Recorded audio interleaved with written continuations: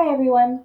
Thank you for your interest in the City of Buryon's 2023 Neighborhood Grants Program. In this presentation, I will be providing an overview of the grants program, discussing the different types of projects that are eligible for grant funding, and how to apply. So a quick overview of the grant program. The Neighborhood Grant is a matching grant program that provides up to $5,000 for eligible community improvement projects, and that's $5,000 per project. And the goal of this grant program is to encourage projects that foster a sense of community as well as create community improvements. A range of projects are eligible for grant funding through the Neighborhood Grants Program. For example, tree planting and tree maintenance are eligible for grant funding, and tree maintenance could include activities such as watering the trees, mulching, or removal of harmful plant species from around the trees. Additionally, physical improvements to parks, trailheads, and bus shelters would also be eligible for grant funds. Another category of eligible improvements through the grant program would be the implementation of an environmental or sustainability project, such as a composting program or the creation of a community garden. Installation of public amenities is another example of something that could be funded through the grants program. For example, this could be installing a historical marker in an area of historical significance to the community, or installing benches. Community-based public events, the organization and the execution of them, would also be eligible for grant funding through this program. And these events could be education events or celebrations, or really any type of event that would bring neighbors and community members together. In 2023, the Neighborhood Grants Program has a total of $15,000 available for selected community improvement projects. $10,000 of this funding is for general community improvement projects, and $5,000 is specifically allocated or set aside for tree planting. Over the next few slides, I'm going to go through a list of program requirements for the grant program.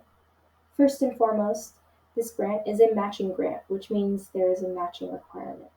And this means that projects must match the grant amount with an equally valued contribution of local resources, such as labor, materials, professional services, or cash. Projects must be located in the city of Buryon, and it is required that there be the participation of 2 or more Buryon residents in a project, and at least 2 of these residents must be from separate households. Additionally, projects must demonstrate neighborhood support, and I'll note that projects demonstrating strong neighborhood support will be looked upon more favorably during the project selection process. Similarly, approval from adjacent property owners is required.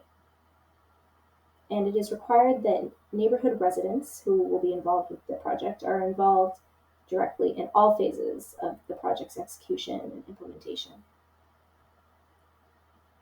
Additionally, low maintenance projects are required, and this means that projects once implemented would not require continual city monitoring or maintenance. Community improvement projects are also required to be publicly accessible, so this means they must be located on publicly accessible property, for example, public rights-of-way, public parks, or places where community organizations meet and operate. Community improvement projects must be free and open to the public to access. And finally, projects must appoint a neighborhood project coordinator who will serve as a liaison between the city and the neighborhood. Before moving on to application timeline and process, I wanted to highlight a great example of a community improvement project. This was through last year's Neighborhood Grant Program in 2022. This was a community improvement project completed at the Big Picture School in Buryon, and it involved the restoration of a newly planted forest grove through invasive species removal and the replanting of trees that had died. This project also involves ongoing maintenance by volunteers and education opportunities for students. For this project, in their case, their matching contribution was materials for the invasive species removal and the tree replanting, as well as student and teacher volunteer hours. Just a few important dates to keep in mind in regards to the application process and timeline. Applications officially opened at the end of June. And the deadline for any requests for assistance or accommodation in filling out the application, whether that's language based, so translation of the application or otherwise, those are due on August 15th. And applications are due on August 31st with a target project selection of fall of this year.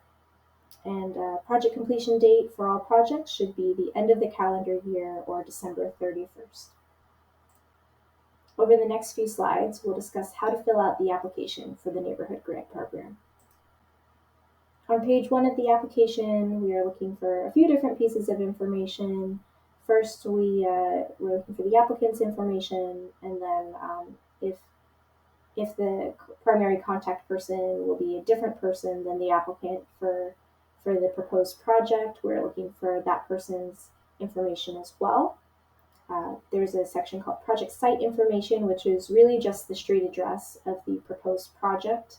And finally, the project cost section will be a space where you can put down the amount of grant funding requested and what the anticipated total project cost is, which would be including the volunteer hours or professional services or materials that will be provided to meet the match requirement, which must be at least equivalent to the amount of grant funding awarded. Alternately, you could just detail the number of volunteer hours anticipated to be provided for implementation of the project and also for any ongoing maintenance. Now, on page 2 of the application is where you'll fill out a section called the work plan. And in this section, you will provide a detailed description of the plan for the project, including details regarding the location of the project, how community members will be involved throughout the project, what needs to be done to complete the project, and a completion timeline. And finally, on page 3 of the application, there's a spot to document neighborhood support for the proposed project. So as you can see, there will be a table for you to fill out. You can input your neighbor's name and then get their signature and contact information. As discussed, projects that show strong neighborhood support will be looked upon more favorably in the project selection process. All right, and that concludes our presentation today. If there are any questions, please reach out to us. We can be reached via email at planning@burionwa.gov, or you can visit the webpage for the grant program. That's at burionwa.gov/neighborhood grants. You can also scan the QR code on the right side of the screen. That'll take you to the webpage as well. We are so excited to see your applications and proposals for awesome community improvement projects. We can't wait to review them. Again, any questions, please do not hesitate to reach out to us. Thank you.